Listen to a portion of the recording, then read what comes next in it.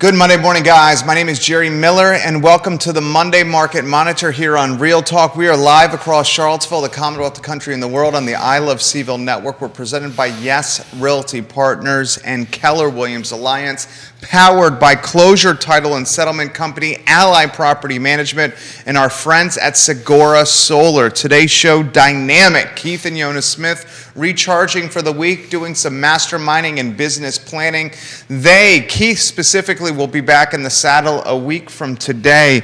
But folks, we have two fabulous guests in Quinton Beckham and Nikki Chambless to keep the level of energy at an all-time high. Judah Wickhauer, let's go to that three-shot, my friend, and let's welcome QB and Nikki Chambless to the show. Good morning, friends. How are you? I'm good. Good morning. Yeah, good morning. Doing great. Happy Monday. Happy Monday. How was your weekend, guys? New Year's plans? How was everything? Or New Year's resolutions, I should say? Resolutions. What? No, I do. So I do use the new year to kind of reset some things. It just feels like a natural way to do that. And I do tend to not call them resolutions because I just don't like it. I agree with that. I'm very much in agreement. I mean, if it was important, you would just make the change during the year. Thank you. Yes. Is that what you're alluding to? Well, that, and it just gets annoying after a while. It's almost like an abuse of the word at one particular time of year. I don't know. Language and words matter. The resolution is almost synonymous with pivot in 2021, overused and overplayed. I have no idea what you could be talking about there, Jerry. I know, right. QB, if we can go on the one shot on Quinton Beckham, we'll see looking quite sharp with a custom tailored shirt right there. Fancy. Looking very good, my friend. Kipasa, how are you? I'm doing good. I'm happy. Most people seem to have electricity this morning. Yes. And over the weekend, so that was exciting. There's less snow on the ground. You don't slip and slide so much when you drive in here, so this is a good Monday. But the adolescent in Quinton Beckham appreciates and adores the snow nevertheless. I'm ready for the next snowfall, I know. I don't want everybody to lose electricity. Maybe the only one? I don't want everybody to go through what they went through. That was not what I asked for. But so much of my life is like that, where it's not quite what you asked for. Yeah. I know the feeling. Again, we'll give props to Judah, our director. We have some comments coming in, which we will get to on Twitter here in a matter of moments. So, guys, the chatter now should be a little bit about January, the snow clearing, and markets potentially heating up, or did they never cool down? They never Nikki cooled Chambless. down. They did not cool down. They did not even cool down for this past week with all the power outages. I had agents who had to turn down business because they didn't have power or internet and couldn't actually do what they needed to do for the clients while also maintaining life and some semblance of sanity, but and had to refer that out to people who had power and means to do so. How'd you guys do that? Very carefully. No, truly, it's a matter of we're all pretty connected here, right? We have our people we know that we go to. We're a really nice, tight-knit community here in real estate, period, right? It's one of the cool things about the Charlottesville area. In fact, last week on the CAR Facebook page, yes. which the private page for Realtors, there were multiple offices saying, we have power, we have food, we have internet, whatever you need, just show up. Yeah. That's amazing. And we will welcome you. And so there was a lot of, as is typical in our local association, there was a whole lot of open doors and help offered to make sure people could take care of themselves, or maybe just show up and charge things and have a hot cup of coffee and experience what it's like to live in heat. More challenging ecosystem for agents, early COVID or the last week of no power in Central Virginia? Are we ranking? Is that what this is? Yeah. Oh, can we have a tie? You could have. So you're saying last week was pretty brutal? Yes, truly, for a lot of people. I just nonstop I'm having people talk about how COVID's running through their family and their households, and thankfully it's this, as far as symptoms go, minimal, right? So it's not so severe. Like maybe a year ago, this conversation would have been very different, right? But it is still wreaking havoc on people's systems and lives and routines and school and work, right?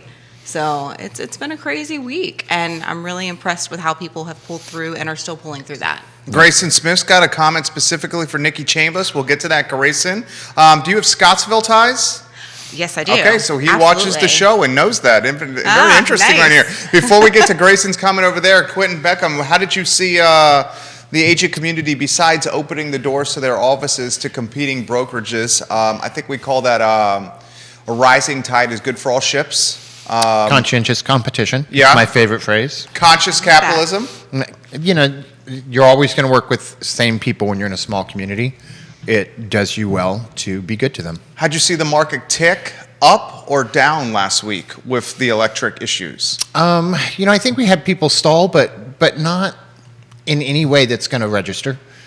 It's only a week. You know, you were asking earlier which is worse.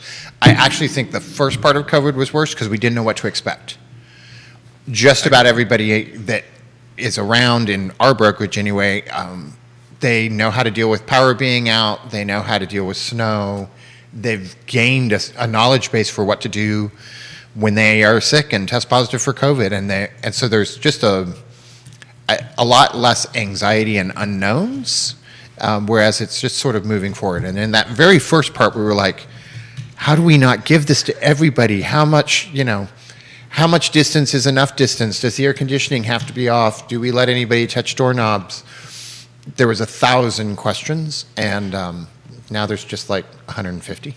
150. I like that. Better than 1,000, no doubt. Quinton Beckham, well said. So this is from Grayson. He said, Jerry, from shows past, I remember Nikki being from the Scottsville area. Can she give us a snapshot on how that area is doing from a real estate standpoint and electricity standpoint? Good question. Oh, shoot. So I don't know from an electricity standpoint. I keep seeing a lot of my ties like on Facebook talking about how they've got power now, but I also know that area probably still is without quite a bit. But what I do know, and I hope this is okay, but I do know Baines has had coffee running and warmth and heat, and they offer that to the community. They're a wonderful mainstay there. So, and I'm sure they're not the only place. They're just the place that I have the closest ties to. I'll throw this to you guys. It's a coffee shop. Do we think that almost a week without power for the region has any influence on the real estate market, similar to COVID amplifying the need for fiber and quality internet in 2020 and 2021? I think it certainly affects the whole house generator market. Oh my gosh. We put a phone call in, you know what they told us? Maybe July. Wow. Yeah, get in line. Yeah. That's what they said. And as I'm looking through the Dominion power outage map and the other ones that I can find, it looks like we're down to a handful of customers that are out. Nice. I would imagine due to, events, lines from the street to their house. Yeah, mainly Louisa, Green, Orange, and the Barbersville area, just a small portion in Albemarle County currently out. Where are you seeing some potential interest that perhaps was not there from a real estate standpoint, Nikki, a couple years ago till today? Oh, well, I think a lot of people have made the choice to go just a little further than they thought they would, right? We have that conversation regularly, though. But that's just an ever ongoing, growing thing. And when you have prices as high as they are in one area, that's going to happen. And Absolutely. I think more than a week of snow and an electrical outage, people's concern about mortgage rates is probably having a much bigger impact than anything we went through over the last 5 days. Yeah. It's upticking, no doubt. The 10-year yield upticking, which is a reflection of the 15 and 30-year fixed mortgage. Quinton, are we seeing a slimmer buyer pool by the day? Are we seeing refinances kind of going by the wayside? Your prediction of what's to come? Certainly, as rates go up, you'll have fewer refi loans going through because why? You need a pretty good breadth in the percentage. And I think a lot of people have spent the last 2 years cashing that out and doing their refis. So I would imagine those will get hit. I think as we see interest rates go up, and we're expecting a pretty solid 3/4 to a point this year. Which is substantial. There's still amazingly low interest rates. So it's substantial in comparison to what we had. We're only a year away from the all-time low, and we're not that much higher than the all-time low. Which I think this time last year was 2.65 on a 30-year fixed. So here's what's interesting, and I'm curious of your take on this, Quinton. The idea is if Powell and the Federal Reserve raise rates, it could check inflation. And if inflation is checked, that means we may have some more purchasing power at the grocery store, at restaurants, the bar, retail outlets, whatever it may be. On the flip side, if rates go up, we have less buying power from a real estate purchasing standpoint.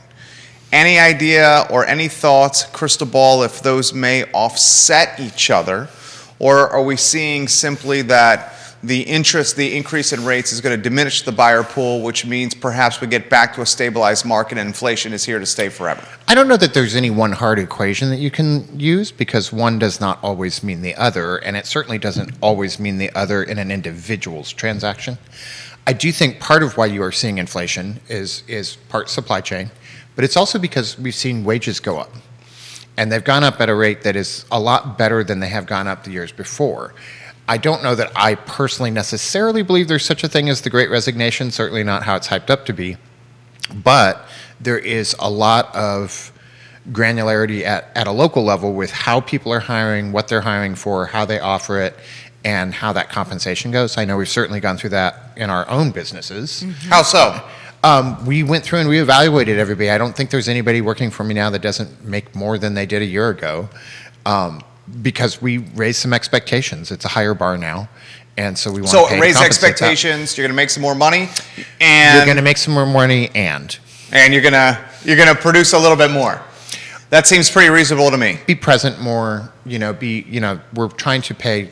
Not that they never did this, because I don't want it to sound like they were sitting there looking at the adding machine saying, "Oh well, I've met my commitment level now," because that's really not what happened. But as we look through the changes that we've gone through over the last 2 years, which are a lot harder to see when you're doing it virtually and a lot easier to see once we were back, then you're starting to equate what were we getting for what we paid for before, what are our expectations now, and what are those worth? Ooh, so I'm very curious about that. So you felt output was a little down during the virtual setting? Oh my gosh, how could you be the same virtually? Like there was no way. That's what I felt. There's a certain energy level to being in person that is nearly impossible to recreate. Amen. Amen. Kirby Robinson says hello to you. Keith is watching. You're supposed to be recharging. Keith, we're getting Michael Bullock offering some questions, some comments coming in. What are your thoughts on this topic, Nikki Chambless? Oh, hold on. The hiring, the wage? What are we talking about now? We're talking about We've covered virtual, a lot of things here. the higher energy expectations Yeah. for 2022. Oh, no, absolutely. I think virtual makes a big difference when we're talking about energy. And we're talking specifically, I think, about our industry, because I do think it depends greatly on what it is you're doing. I think a lot of places benefited greatly from being able to go virtual, and hopefully will stay that way to some degree. It's been a really life-changing thing, and I think in a positive way as far as being virtual. Do you think people are ready to get back, QB?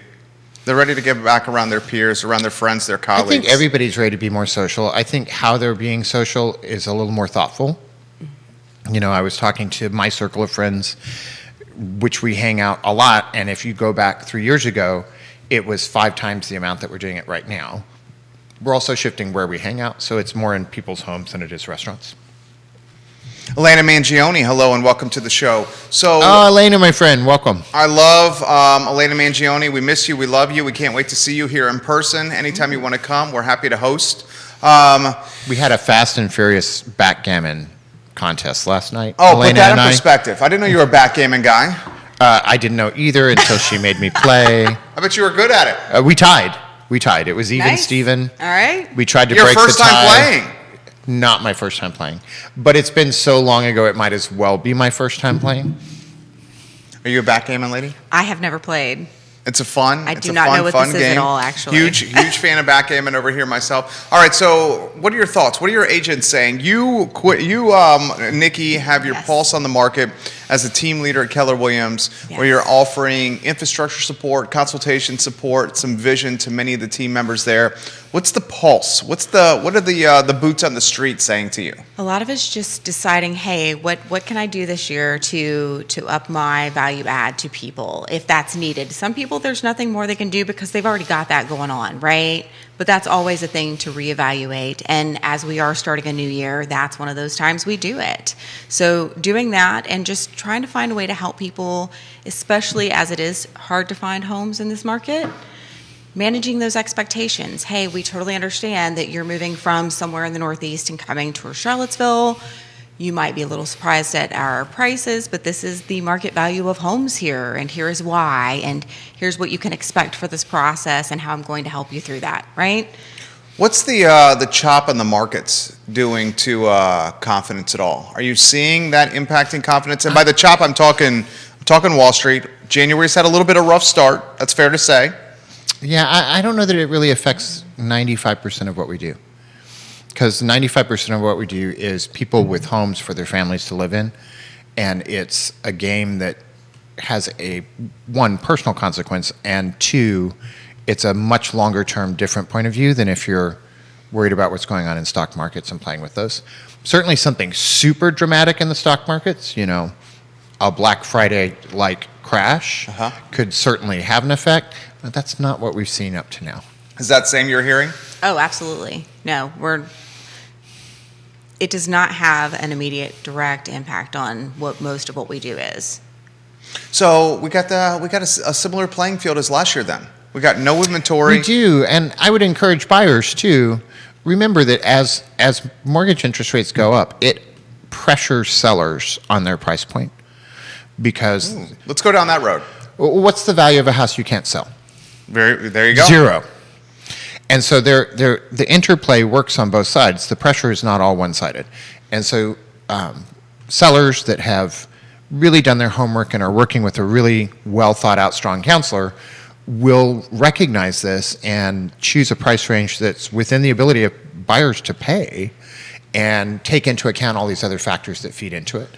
You're not alluding to shift to buyer's market, though. Oh, no. Okay, you're alluding to No. potentially more stability.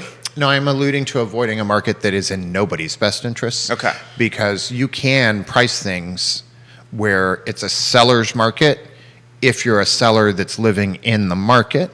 If your concept of how you're going to sell the house is completely out of the market, nobody wins. All right, so let me throw this to you for the sake of a talk show. People are returning slowly to office. Will we see less of the out-of-market buyer in Central Virginia, which could return perhaps the favor or the edge to the in-market buyer in Central Virginia? Because right now, the out-of-market buyer has a hell of a lot of leverage on his side or her side, especially compared to the in-market buyer. I think that there's a fair argument to be made that everything that might, as you say, slowly return to in-office and or hybrid, that also means slowly retain out-of-office and hybrid. And so all the things that might work to change that are also on some other side of this yin and yang, allowing people to work remotely more often. So we're just in a whole new world, and I think we have this expectation that things are going to go back to something else in the past, and that's not it. It's not what's going to happen. There are some truths that are true no matter what the market does, but the market itself has entered a new phase. We have a low inventory level that's not going to resolve soon, no matter how you do it. We have a new set of price points for any home across the country that is not going to suddenly evaporate. And we have a workforce that is sort of mutating into their next configuration. And so all of these possibilities are working together. We were talking last week about how some of this might work out and some of the options it would give people for how they work and live, which includes things like schooling and transportation and access. So I think there's so many things at once. It certainly is comforting to point to one thing and say, well, this is changing, so now I say this is what will be next week. But it's not true, because that one thing is one out of 100 things that are all different now that are not going to go back to the way they were. Nikki Chambless. No, I agree. I don't think it's that simple. There are too many variables here, and it's not going to impact things in such a way that 1 or 2 or 5 or 10 things really are going to make that huge of an impact. And I really liked what Quinton said about we keep looking for things to go back to something that was before, but it's not going to. So what is the new norm for real estate then? What is the new today, tomorrow, and the following year for real estate? I think one of the new norms is you need somebody that's not just excited about real estate, but they're educated and they're professional, and they have either within themselves or surrounding them a backbone of experience. Oh. Yes. Okay, so we want to go down that road? Because I think there is a level of complexity That we've never seen before. that is new. Yeah, agreed. I think there's a lot going on that we talk about have a trusted counselor. That counseling now expands beyond just the real estate transaction itself and just home inspections and just this and just that. It now includes things like, what is the internet content? How is this going to react? What are your transportation needs? What kind of jobs are you searching for? What do your kids want to be? The spectrum is a lot deeper. And so having somebody that is both educated, experienced, and really has committed to being the best they can be in an environment that supports and promotes that, I think is going to be really critical. And you have a variety of agents across the spectrum. I'm not trying to speak ill of anyone. I do think most agents you would talk to, I certainly feel like in the last 2 years, I've learned way more things, way more quickly about certain ways to do transactions. And we've had to embrace technology that's been around, but we've always ignored, in a way that has sped up the pace of change for realtors across the country. So does that mean, and Nikki Chambless, tough question for you, but a fair one, does that mean the hobbyist agent may be a thing of the past? I don't know that it will be a thing of a past, but I do think that I have definitely seen people that I know be impacted by working with someone who this isn't their full-time The deal, hobbyist right? agent. Yeah, I have people that I know that have been. And you have to know the market to operate in this environment. You can't not know it. And we as realtors, we have to put our clients' best interest first above everything else. So if I'm working and I don't know what's going on in the market well enough, am I putting my client's interest first? No. And I want to add some definition to, you said hobbyist agent, because I think that could be, Yeah. you know, Misconstrued? Define that, definitely. there's Let's some talk about emotional that. content behind that. Well, that's why I said it. Yeah. Yeah, that's new. Is that a new thing you're doing on the show That's now? why I said it. Throwing out things just to generate reactions? Do we do that here? That's what a host is supposed to do. There are a lot of people that have super busy lives and work really hard and are good at real estate. Yes. So I don't want, if you're an agent out there listening to this show and you are a mother of 3 kids, or you are a single parent, male or female, and you're doing real estate, driving down the road in your van on your cell phone and typing out contracts on your laptop while sitting outside of the room that your kids are learning ballet, that doesn't mean you're a hobbyist not a agent. hobbyist That's at different. all. That's So- different. No, Yeah. that's a I'm dual talking about career. the one that's doing If- a transaction or 2 a year. You know, so many people come to the idea of real estate because they're like, well, I really enjoy people and I love looking at homes. Right. I like to see inside of people's homes. You know, well, that we can define other less, you know. How would you up and describe up. that agent? Yeah, the peeping Tom of agents. You I know. knew that. Like that's what Jerry just made it sound like. And you I actually think said it out loud. obvious Thank was you. Maybe a better description than I- the peeping Tom. I think it's great if you love houses because That's sometimes you need something easy to go along with all the hard work that you do. But don't be deceived that this is not hard work, that you can do better with experience and education. Part of why even last week in the snow, we had classes and agents came to the office Yes. and were That's in the amazing. classes because, one, they were really great classes, but two, there's a hunger to learn and to develop and to know and to grow, not just because they want to have bigger businesses and make more money, but also because they really want to take care of their clients. And we try our best to operate on the belief that if you do the right things, the money will follow. And the first right thing to do is know as much about every real estate transaction that you can so that you are the best guide and counselor as you move forward. Okay, well said. So let me throw this. This is a natural response. How will the prioritization of technology impact the realtor space and become and being a successful agent long term? Because we seem to be, you guys are the experts, I'm just the guy with a microphone. We seem to be at this crossroads here where agents are having to, in a lot of ways, not reinvent themselves, but innovate to a level they never have had to. Is that fair? I would describe it differently, but I don't think it's completely inaccurate. Okay. I don't think we're at a crossroads like we suddenly have to make decisions we've never made before. I think what's happening is we're being pushed to embrace things that we knew were coming at a faster rate. So, how many house unseen purchasers were there pre-COVID versus now? What was the percentage in the MLS that had 3D virtual tours that you could access that included a floor plan then versus now? Over time, you've seen the shift from how consumers access homes, how do they rate homes, what are their abilities to search for things. Technology is more and more and more integral to everything we do. Just like my experience driving my car, technology is more and more integral. This is not unique to us. It is the way the world is moving. Nikki, what do you think? I think it's 2022. I think technology has been there and strong for a long time. It's about time we caught up a little bit, right? And not just real estate, like the whole world. And that was one of the things that came from COVID. There's a lot that's been out there that's been things that it's crazy that we didn't use and take advantage of. And I'm glad we are. I was on the phone for something personal for myself last week, and the company on the other end of the phone, a financial company, was like, "Yes, can you just fax that over to us?" And my brain just stopped because I was like, well, no. Yeah. Do you guys have I a can't fax? just PDF it to you. Yeah. Do you have a fax at KW? We do. Our printing machine has a function that will imitate fax. When's the last time KW's faxed something? I don't know. I know how to use it. I don't know how to use a fax. And here's the thing, if you're going to fax something, there are apps for that.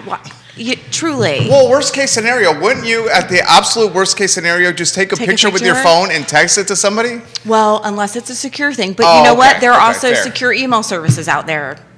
When is the last time you've sent a fax? Oh, God, I don't know. And when I did, it was online. And I probably just searched for some free fax service, and I did it really quick. I don't know. It's been years. It's been absolute years. So when Yeah. you said that, were you like, am I talking to the right company? My brain just stopped. Like I didn't answer. I didn't respond because I kept coming up with answers and discarding. So like, oh, well, that's obnoxious, or that's really snide. I can't say that, and I really do want to send this over. And do I know how to fax something? I don't know. And did I just not hear you? Did Google it, you it's say okay. PDF and my brain heard fax? They don't sound the same. And so all of this happened over the course of like 15 seconds, and then the person on the other end was like, oh, or you could email it. I mean, the next thing they're going to say Yeah, to you I'll is do tie that. You didn't is, start with that? It's like, yeah, I'll email it. and then they followed up with, Quinton, okay, if you can fax it, tie the document to a pigeon's leg and have the pigeon fly to us, is the next thing they said. This is from Keith, who is watching. Keith, you're supposed to be recharging. From a historical perspective, 1987 till now, we have always had a larger buyer pool coming from other areas to ours. Lake Monticello is a prime example. In 2001 at Lake Monticello, 226 homes sold versus 321 in 2021. Just a stat that shows this volume of sales is not new. The price point is. We also get a lot of boomerang people, right? They're here for one reason or another, whether it's they grew up here or they went to school here. Explain to us what boomerang people mean. Well, they leave and then they come back. Actually, I had a conversation with someone who's looking to be one of our new agents over the weekend and is looking to come back to the area and is really excited about it and was here, grew up here. Ties to UVA? Ties to, Scottsville and I think Greene County and just family here, right? Left for one reason or another and is now headed back because they miss it. And that happens a lot. Quinton Beckham? I agree. When you consider how low our inventory is, which is something we can say is new and probably won't change anytime soon, the percentage of buyers per house is going to stay really, really high, even if we do have some of those changes. So on the seller side of the market, you're a little bit insulated there, and then on the buyer side, you just really want to have a strong idea of what you're looking for. Focus in on that and just be ready to go. Don't show up with a knife to a gunfight. Nikki Chambless, what are you thinking? No, all sorts of things. That's a dangerous question, Jerry. What do you think of this show? All sorts of things again. No, truly, I think where we end up landing with this conversation a lot of times is, hey, it's going to be competitive. It's going to be that way for a while now. We need to expect that, and you need to be ready for it. And if you're not, then conversations need to be had. And I think how sellers think about the market can morph some too. So we were talking about winter. So traditionally, we've had a lot of sales drop off in winter. People don't list their homes and buyers don't look. And yet right now, there might be a lot of pros to listing your home in winter, particularly after the week we've had. Yeah. So, you've got... What are those pros? Well, there's less competition because there's fewer houses on the market total, although fewer now is not 150 fewer. Now it's like 20 fewer. There's still fewer houses on the market. I think you have a great opportunity in winter to really highlight things like energy efficiency, double pane windows, where the ducts vacuum, what kind of HVAC. Do you have a whole house generator? Yes. Like every house with a whole house generator today, if you're on the market, please advertise and underline and bold that in the description. I was literally talking about this with my wife. I'll throw it back to you here. She said if we were ever going to buy a home again, it's going to have a generator. We're going to have to know about the windows. We would stay completely, and I'm just talking with what she said, away from Masonite and gravitate more to the brick. We previously were in a Masonite home in Redfields, now in a brick home in the eastern side of Albemarle County. The heat stayed in the home so much longer, and we underestimated the value proposition because we had one this time of a gas range and gas fireplaces, Quinton. Yeah. I think there's a lot of things that this week points out that can become marketing opportunities for you that are also values of the home that a buyer can see. So I think that's part of it. Tankless hot water heater, as a for instance, is hugely efficient. I think you have buyers that are, if they're still looking right now, they tend to be more motivated. They tend to have more concrete ideas. And then I think there's some cons and some things you have to work on. If you happen to have a picture of your front yard during summer when everything is green, that's really helpful. Let's put it in an album and set it out, or send me a copy so that I can post it along with the listing. Because definitely during winter, the curb appeal is a little bit different. Totally. It was so pretty with the snow covering everything, and now it's mud. And so you need to give them an idea to the best you can of what it's like. And you have to be prepared for, getting out of the house in winter, which is a little more work. So keep the kids' jackets and gloves and everything in the car. Have the box ready to go so that if you've only got an hour in between getting home from work and kids from school to build a snack and leave, there's a little bit less prep. Okay, so what has lost value then that otherwise would have been a marketing priority? I think that's a really generic question. You mean for winter? No, for listing a home. Now in 2022, in this COVID world, in this snowpocalypse world, what is not as big a priority for marketing a home that previously was? Oh gosh, I don't know what would be bad. I can't think of anything for that. I do want to add something to our other list, though. Where are you located for plowing priority? Because for me, this house and where I lived before in Scottsville, I was right off main roads, and it's wonderful to be the person who can make it out and get to where I need to go. Which is also an opportunity with HOAs. If there are a lot of people that are dead set against HOAs, and if your client can talk about what they cover in terms of snow removal and service, that would be helpful. We had our streets plowed within a few hours on Monday. Now, we didn't have electric or power until Saturday, but we were able to get to work, my family and I, and charge our devices and enjoy this heat versus the freezing cold. Michael Lyle is giving Nikki Chambless some props. So are you seeing spring? Now, spring is a little bit away, but not that far. Spring and summer, how do you see that transpiring? Are we going to see seller's market even more? We know that rates are going to go up. We know that there's no inventory. We know the cost of goods of new construction is expensive. We know that new construction is a reflection, their prices, of that cost of goods and pinch supply chains, which certainly are going to trickle over to existing construction from a price point standpoint. They're comps in some ways or not. Are you seeing spring and summer as any time for a potential buyer to have less stress, or it's like, get ready, giddy up, it's going to be crazy times here? I'm leaning toward the latter. I'm not trying to stress people out, but generally speaking, this is not exactly a low stress situation regardless, right? And now we've got low inventory, and that's not really going to change. There's not a lot we can do to change that right now, even with interest rates going up a little bit. While it impacts some people greatly, most people, it's still really cheap money. Amanda Spagoni has got a Hello, comment. Amanda, we'll get to that here in a matter of moments. In fact, why don't we get to Amanda's comment? I had a purchaser, Keller Williams, one of Keller Williams' finest, Amanda Spagoni. I had a purchaser who contacted me over the weekend who did not get any manuals for the Nest thermostat or appliances, and after power loss had issues resetting the thermostat. So it's important to provide all the information on the new gadgets that are in homes too. That's important now more than ever. Amanda Spagoni. The fabulous Rick thank Spagoni's you. daughter. I love Rick Spagoni. Thoughts on that comment? And if you're an on top of it agent, you can look these up online and have PDFs that you send to the purchaser when they close, so Yeah. that they have it in their hot little Absolutely. hands. So you have Nest at your house? I do not. Yeah. I have an Echo Bee. Do you like it? I love it. Did it work well during the? Well, I mean, as long as I had power. As long as you have power. But I also have 2 fireplaces, one gas and one wood. So my house is pretty set for these weather instances. But what I don't have is a gas range, which would have actually probably been more helpful than my fireplaces. The gas range. Okay, you'll appreciate this. You're a mama. Okay. am. We were mama of 2. Is that right? Yes. Okay. My wonderful wife was boiling hot water on the gas range and using that for the bathtub for our 3.5-year-old. Oh, nicely done. She And was like- wow, that's a lot of work. 150 years ago, carrying the hot water in pots to the tub, Nikki Chambless. When truly, like this last week, I don't know about you, but for me, it made me realize how much work life is without power and without our conveniences. Like there's so much that is just not going to happen because basic life needs are now high priority and take so much time.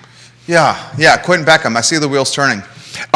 My power just flickered, so my stuff was fine. And if worse comes to worse, I go to my neighbor's house that has a wood burning stove. Do you have a generator? No. You do not. So you just lucked out with the power in the city. Well, Dominion prioritized the densely populated areas, so you stayed on. And are your utilities underground? And the second part of the question is, are underground neighborhoods going to be more valued with their utilities? I mean, because you take Bel Air neighborhood in Ivy, those are underground utilities in that neighborhood. Will that be a piece of marketing leverage for agents? So not everything went out because of lines overhead.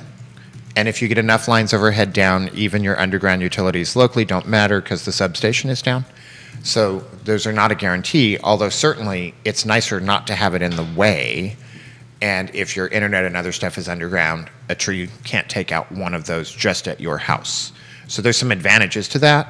I also think it depends on what kind of ground you're living in and how that was developed as to whether or not that is actually a potential and cost-effective way to do things. For me personally, we're close enough in town and we're on the old Martha Jefferson circuit. So even when we do lose power, it tends to come back on quickly, and a lot of times we just don't lose power. I do see, particularly as you move out from the city, it's not just about losing power, it's about how accessible are places with power to you. So for me to get to the office is a completely different proposition than some of my staff and agents in Scottsville. If we both have power go down, my opportunity to find a place with power quickly with less safety risk is a lot better than somebody that lives further out. Okay, so here's a question, and this is do you have something to add to Oh, this? no, we're good. This we're good. is a question from Matthew, who watches the program here on Twitter. And this is something that I was wondering as well, and we may not have the answers to this, but it's a fair question. The trees that overhang the power lines throughout Central Virginia, we see them everywhere. Is it the responsibility of the utility company to trim and maintain those trees and keep them from overhanging the power lines?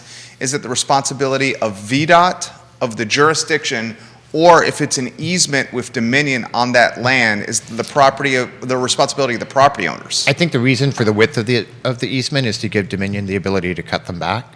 I don't know whose responsibility it is, but as you watch them repairing lines, they were going down first with the trucks, sawing up trees, cutting down potentially gonna break in a minute branches and getting those out of the way so that following behind them could come the folks with the lines and the new power poles.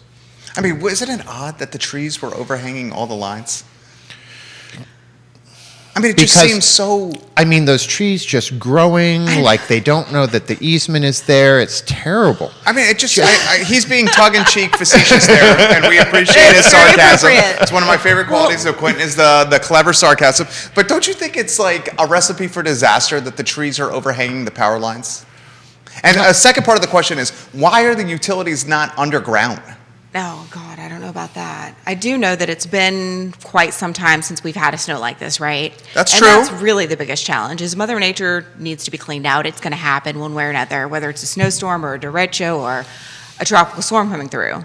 But we haven't had one of those in a long time. So when we do, it's pretty disastrous, right? Sir Neil Williamson is answering this question for us with a link to Nice. Dominion. I will get to this link in a matter of moments, Neil, so I can read Actually, it's a couple paragraphs, so I can read this Nice. directly. Customers often have questions about how and why Dominion Energy manages trees and plants near our power lines.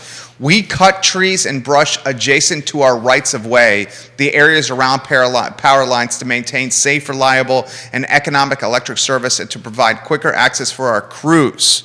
We follow the American National Standard for Tree Care Operations. So it's a Dominion's responsibility. It's Dominion's responsibility there, QB.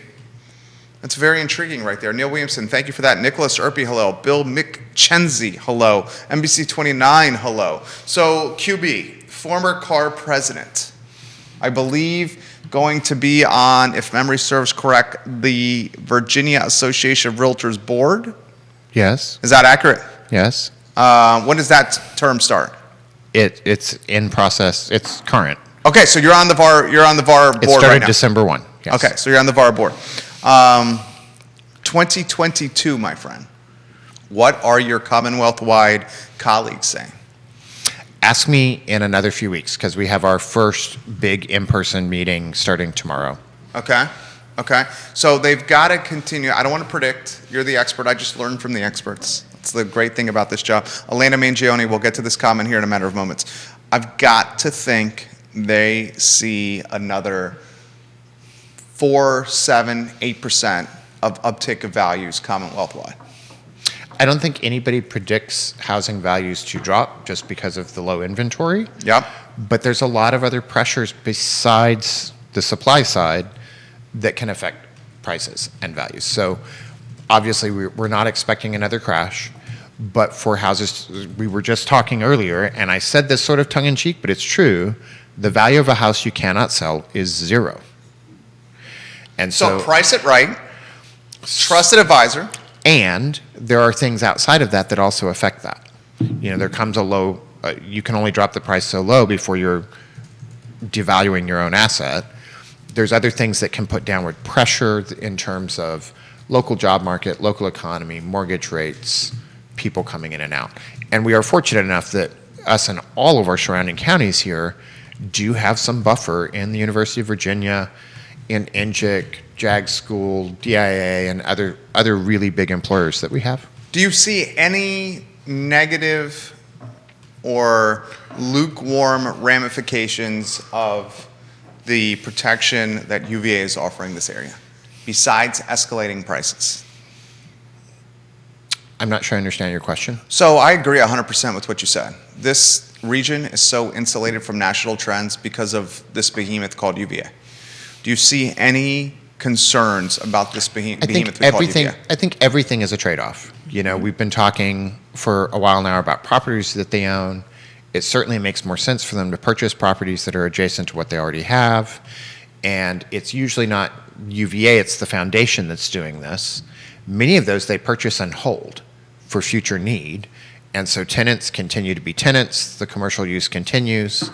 And we kind of like that in many ways because they're already sitting there with infrastructure around them. Most of the cost of developments is infrastructure versus the development itself. Not always true, but by and large. Getting power there, getting sewer, getting water, all of those things. So there is some trade-off because they're a very powerful force that in some ways feels like it does not have to participate in the normal community conversations that happen when we decide how land is used. And there's times that that's really true. With that comes the benefit that we have a lot of insulation for other events that are going on that keep our unemployment rates lower than the state average, that is lower than the national average, that continue to recycle houses for us as contracts change, and provide opportunity for locals that are going to be here for 20 years to have a good spring and summer market. We have good spring and summer markets across the country because it's a great time to move. And it's also when people are looking and there's a little better planning. We also have it here because this is when contracts are changing out. This is when people are being told they have to move into town, move out of town. And so everybody that's here locally, although those are competitors, also benefit from that constant recycling of inventory. Nikki Chambless. Well, see, when you asked that question, where my brain went was when I first moved to this area, I had a shocking experience because of it being such a college town and trying to find a place to rent that was within what I had initially had as my budget, but I was competing with wanting like a 3-bedroom house where landlords could get, hundreds of dollars per room, and I'm one family looking at a family budget. It was Sure. very different. So that's when you asked that question, I was thinking of that aspect of it. But I think that's such a known thing here. It was my first time being in this area, though, and my first experience, while I had lived in a college town before, it was very small, very, I guess rural is kind of appropriate for that area, and not as highly impacted by that college in the way that we are. So that's when you asked about negative impact, that's kind of where my brain went. But I think the upside of that is that there's so much value there with the stability of our economy and with so many of the other smaller pieces that are provided with that. The very renaissanced and well-traveled and likable Elena Mangione has this comment. We love you, Elena, if you cannot tell. We have seen Dominion come out and take out trees threatening lines. We also have an arborist come out every spring to evaluate our trees on our property with extended branches. I do not think that Dominion can come onto our property and trim trees. It is the property owner's responsibility. It's the easement that makes the difference. Yeah. So if there is not an easement, and you're just talking about a tree that's only over your line that leads to the side of your house, that's your problem. If there is an easement, it's because it is a throughway of lines that affects more people than just you. If you look at Dominion's website, we're looking at pictures of lines traveling across mountains. And so it's a lot of high power carry. So if there is an easement, then they are responsible. That is a part of their trade-off for the easement. If there is not an easement on your property, then it is you. How about this comment for Kelsey, from Kelsey for Quinton? Jerry, can you ask Quinton to follow up on his comments about HOAs and the importance of HOAs for me? And thank you, great show. I think, a lot of people are opposed to HOAs. Now, I'm from California, where we have them all over the place because you need them to support the infrastructure.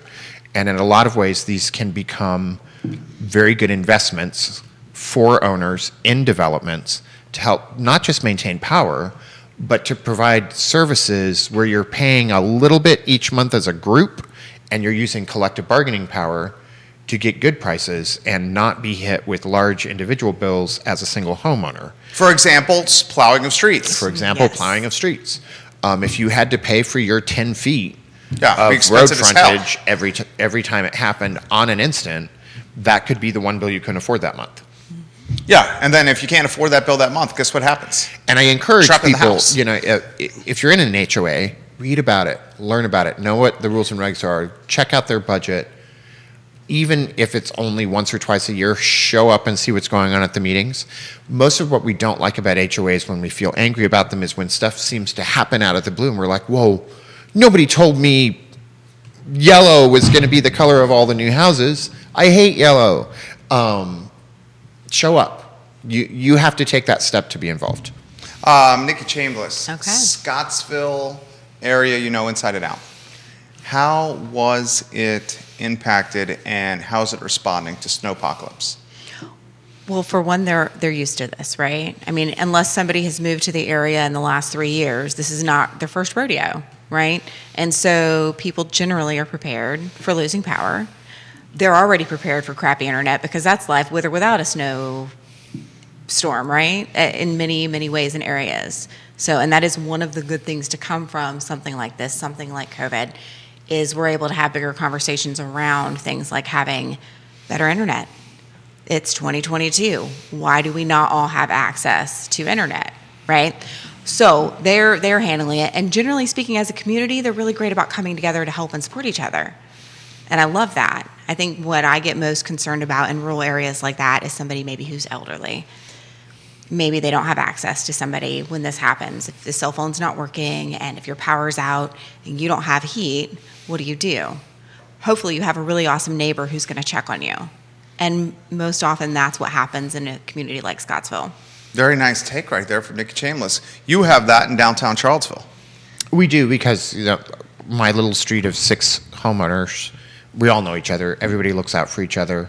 It's a really great little community of folks. I wish everybody could experience that, because it makes loving where you live so much easier, because you love what lives around you as well.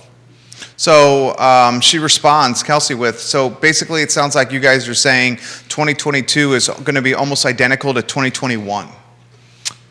I think if we're talking about market statistics, you're going to see a little bit higher interest rates. The skyrocket of increasing home costs in terms of median sales price is probably not going to skyrocket like that. You're still going to see competition over. Because what did it do year over year? About 13%. In 2021 versus 2020. That's a tremendous jump. Hold on. Let's see if I have that information somewhere. I think he may have that at his fingertips I over hope there. so. 13% uptick. Good night. I think that's right. I think that's ballpark. What are you thinking, Chambless? Well, I think so. And I like what Quinton was saying, is I think a lot of times we say that, hey, this year's going to be just like last, but it's not. It's going to be very similar. I think it's calming down, but calming down compared to last year isn't really calm compared to what if we go back just 3 years. Well said.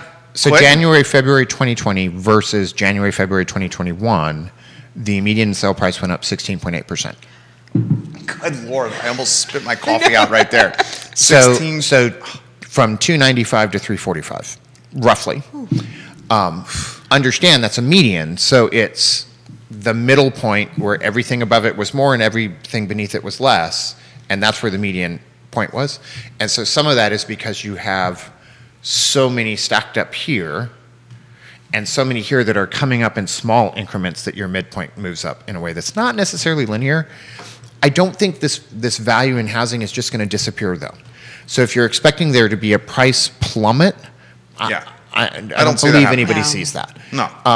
I do think what you'll see, though, is even though this is, the houses are just as scarce, the Shark Week feeding frenzy over every new listing is probably not going to be the same way.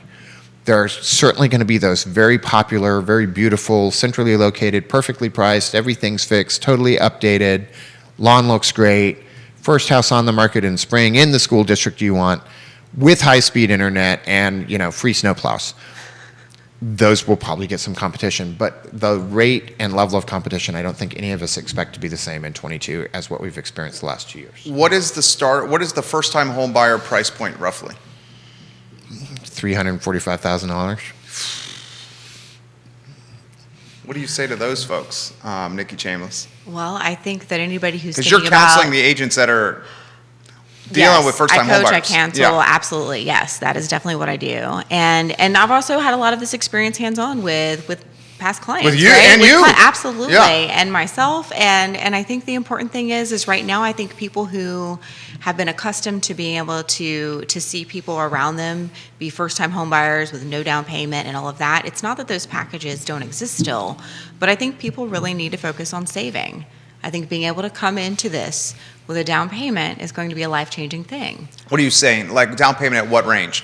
I mean, because is the 20% realistic anymore at 345? I don't That's know great that if you have it, but I don't think that needs to be the I don't goal. even think 20% is No. common anymore. So we're No. talking what, 5 points, 5 points, 7 points? There was a study by NAR that just came out, or statistics, where I want to say National Association of Realtors. Yeah. where they said 20 years ago the average down payment was 20 to 25%, and the last 2 to 3, I can't remember the specifics, so Keith, if you remember it, correct me in the comments, it was closer to 7%. So if you can work up a 10% down payment, cool. And if you can get into a house with a fixed rate with good employment where we're going to fix your housing costs, but you're going to make money year over year over year, do it. Almost everybody in the world looks back to 10 years ago and says, oh, if I had just bought a house 10 years ago. Okay, so when are you going to decide it's been long enough? Is it going to take 10 years? Is it going to take 12? Is it going to take 14? It may be, you may have to buckle down for the first couple years, but do it. Yep. And when you're not sure, talk to people. You have your first investment house, right? Yes, I do. Who would have thunk? Oh. I mean, not to underestimate you, No. but And let me tell you, because I bought it right before all of this shifted, I have reevaluated whether or not to hold on to it or not several times. So what are you going to do? I'm playing the long game. Okay, you're going to hold it. Absolutely. Why were you thinking to sell it? Just because you could cash out at such a high Could level? I? Yes. Yeah. But also, what am Can I you going put it to in do with perspective? that? Can I ask? Well, absolutely. So, well, not necessarily number-wise. Okay. So, well, what did You I could give us do? percentage if you don't want to do numbers. I bought it just below 200. Okay. Let's just put that out there. So, Okay. well, a little bit below 200. Okay. And there was a little bit of TLC needed, but there were a lot of perks to it, Okay. right? And right now I could probably put it on the market for, God, 230, 250, just off the top of my head. Uh-huh. But And it sells all day, every day. oh, absolutely. But what am I going to do with that money? Am I going to be able to put that into another investment that would be of that same value long term? And for me, this is a long-term thing. This is investing for my future, and I would so much rather just save a little more, get another down payment, and buy my next investment property and hang on to this. So the second investment property, are you going to leverage the first to buy the second? Or are you going to do the cash game? I'm actually leaning toward going more traditional and just having my Smart. 15 to 20% down. Smart. Because knowing that math, the math works well enough. It's not ideal. But when you're first starting out, sometimes it's a matter of just getting your foot in the door, right? And for me, getting my foot in the door is more important than having the numbers be larger. Where are you going to find the counterpoint? Yeah. You ready? Go for it. Where are you going to find the inventory you need at that price point for number two, though? That's the challenge, right? Well, it is. So at the point that I'm looking at the lower end of the price range, which is what I am still doing personally, and I put my down payment down, that mortgage versus the rent that it will get, I can charge a reasonable rent and not go crazy, right? Because I don't want to. We've had that conversation before. And still be fine with mortgage versus rent, having the money to pay Ally Property Management, which is totally what I do now. Nicely done. Very excited there. Very nicely done. Because I just don't have Suzanne enough Real? of me to go around. And Suzanne makes things happen magically. I get texts that say, hey, this happened. My current rental just got new carpet. It's very exciting. I didn't have to do a thing. I just approved the color of the carpet. And actually I said, hey, one of these, please pick one. Right?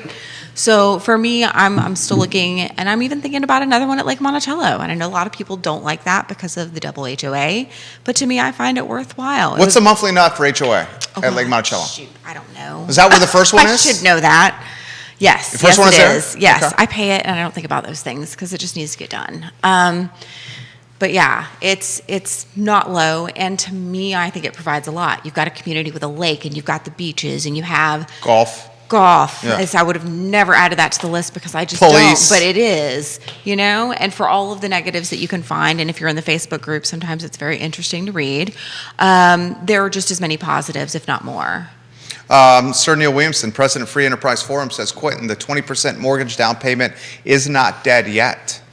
yes, but the article he's referencing is also including repeat buyers. So if I bought a house 10 years ago, I now have $100,000 in equity, Huge cash position. and I sell it, and I roll all of that into the next house, that might be my 20% down payment. So what I was referencing is if you're a first-time home buyer and you're only looking at a bank account to provide your down payment, most of those people are in the 3 to 7% range. It seems, okay, I'm going to get out of your way on this one. This is a dynamic question. You can go a lot of ways here. It seems like the rollover buyer, the buyer who takes a current home and buys another one, is very much in the catbird seat here. And the first-time home buyer is in a position that is precarious or perhaps unrealistic in today's market. But remember, everything that makes a transaction palatable or unpalatable to a seller is not just money. It's money plus process. And so in some ways, if I'm a first-time home buyer, I am unfettered in my ability to close quickly. I'm not asking you to sit with a pending sign in your yard while I try and sell my other house. Everything has a balance, and it's not always about the money. It's become a lot more work to get a deal from contract to close now. And a lot of that is because we have buyers that are exhausted that are paying really top dollar when you look at the last 2 years. And then the seller says, no, I'm not going to fix this. And they're angry and they say, well, then I'm out. And they pull out their get out of jail free card in the home inspection and off they go. Everything's a balance between process, timing, cooperation, and goodwill between all the parties. Matthew on Twitter, what percentage of buyers are investors? Please ask your guest this question. I don't know that I have an answer for that, honestly.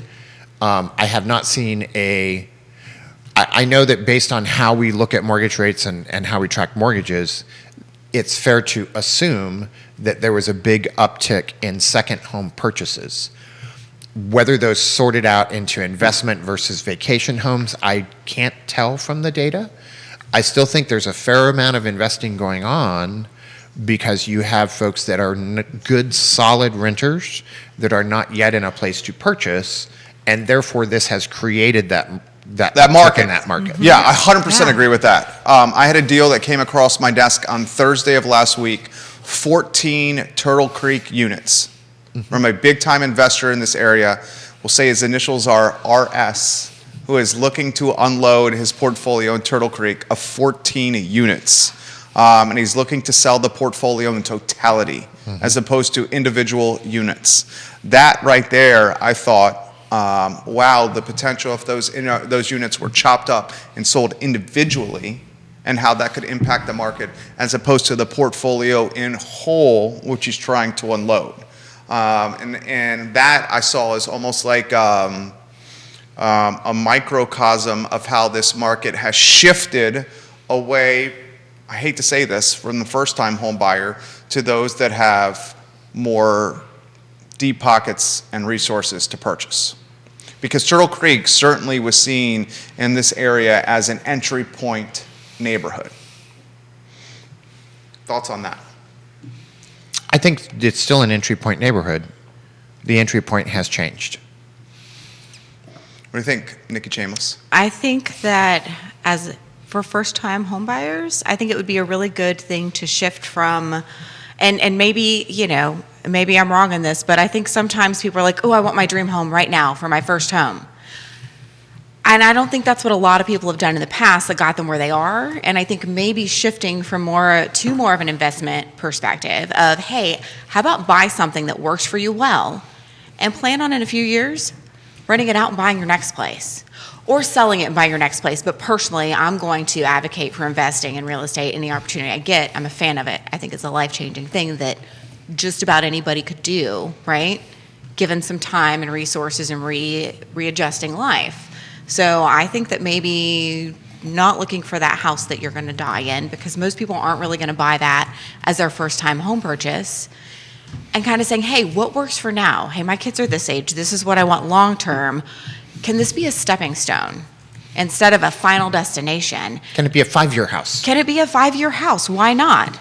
5, 7 years, even 10 is longer than some people are actually staying in homes now. And then when I move from this, you're now buying not a second home, not an investment property. You're buying your home, so you're getting those lower interest rates for buying a home, and your home you just bought with lower interest rates because it was your first time home purchase now is your investment. And that a lot of military people do that because they move around, and it's a really good way to do that. Personally, if I just didn't love being in the house that I'm in right now and where it's located, I would do that in a heartbeat. I can make so much from that renting it and just getting something else. But I'm not done with this one yet. So I think that's a huge plus and a good way to go. And frequently, even with rates up, what you're sort of doing is for something you actually need, I'm saying to you, hey, I'm going to give you $400,000 and you're going to pay me 4% interest, and you're probably going to earn 8 to 10 on it until you give it back to me. That's well said right there. Yeah. So the math is always there. It is consistently there. Plus the tax advantages. There's tax advantages, Yes. and you're saving on your expense side once you've fixed your living cost. Because if you're renting, it's going to continue to climb. Mm-hmm. And it's harder and harder to find rents that are appreciably cheaper on the same square footage, same style of living Than the interest on a mortgage. Yes. Even if the mortgage rates go up every quarter point that is predicted in 2022. That right there is Beautifully said, succinctly said. So the obvious question, Bill Hamrick, hello, welcome to the show. Allison Noel, hello, welcome to the show. The obvious question is, why do we not have more housing? And Neil Williamson will love that question. Why do we not have more housing? I think it's a combination of a lot of things. You know, we saw a huge drop off in the market crash because we're really talking about since the great time of unpleasantness, because everything stopped, dead stop. And you had so many smaller regional developers that went out of business. You had to have builders realign, and they entered more cautiously into their development. And we have not lived, us locally anyway, the move from proposal to shovel is such a time span that it's really hard to move things forward at the rate that we see, and you don't know if the market is going to be different by the time you get there. So how do you even predict that? This is complicated by right now the fact that I think garage doors are still on boats somewhere in the middle of the ocean because they can't get here, you know? Yes. Those things will solve themselves, but we have underbuilt houses for 20 years. And it's just, we're paying for that right now. Nikki Chambless, what are you thinking? No, I agree. And I was actually trying to see if I could find a quick data point here, and I can't. But my understanding, because I didn't live in this area until 2009, I think. Okay. I don't know, something like that. So I haven't seen all of that history, and that's still a considerable amount of time. But from everything I've learned and read and checked in on is we just haven't built enough new homes over the last many, many years. And truly, like you said, that is catching up. It has caught up, and it's painful. This is now the market that we have. This is now the market we have. Quinton Beckham, Nikki Chambless. I think we ask for patience, stick-to-itiveness, understanding from potential buyers. Ask sellers to be reasonable.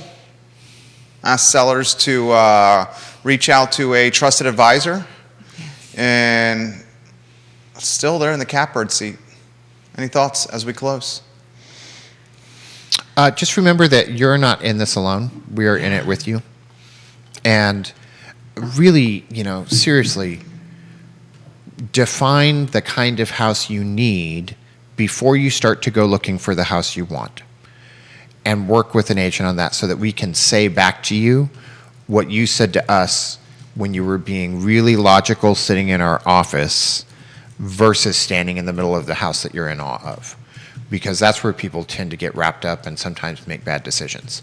I want you to really love the house before you go through the work, but a lot of loving the house is having that long-term usefulness out of it, so be very clear on what you need, be very clear on what you can afford, and yes, be ready to tighten your belt for a few years, but be clear on what you can afford, and then let us help you get to houses that check those boxes. This is a great comment. That's why I threw this out there. It was for you, Neil. Less than 5% of Albemarle County's land mass is designated for development. And within the development area, supervisors are approving less density. So I'll add to that. Less than 5% of Albemarle County is allocated for development. And within that 5%, it's not just residential, it's also commercial development. And of that 5%, not all of it has the topography to be developed. Yeah. And supervisors are approving less density within that 5%. I mean, that right there really puts it in perspective. Free Enterprise Forum for more information there from the content slinger. Nikki Chambless, how about a closing final word for you? Oh man, you know, it's been a crazy week. It's been a crazy start to the year. It's been bananas, right? It has been bananas. Yeah. Absolutely. And yet we still are in an area where people come together, where they care about each other, where they help lift each other up and literally out of the snow, right? And that's an amazing thing. And it makes a world of a difference. Well said. Well said. QB, job well done. Thank you for joining us. Thank you. Nikki Chambless, the Monday Market Monitor. We love you on a Monday. Awesome. I love being here. Thank you for joining us on the show. Keller Williams Alliance, Yes Realty Property, Yes Realty Partners, Ally Property Management, Closure Title and Settlement Company, and Segura Solar, partners of the Monday Market Monitor. Trusted brands in this game we call real estate. and arguably the most difficult decision outside of who you marry in life. For Quinton Beckham, Nikki Chambless, and Judah Wickower, my name is Jerry Miller. Thank you kindly for joining us on a gorgeous Monday to be above the mud. Take care. Job well done. Thank you, everyone.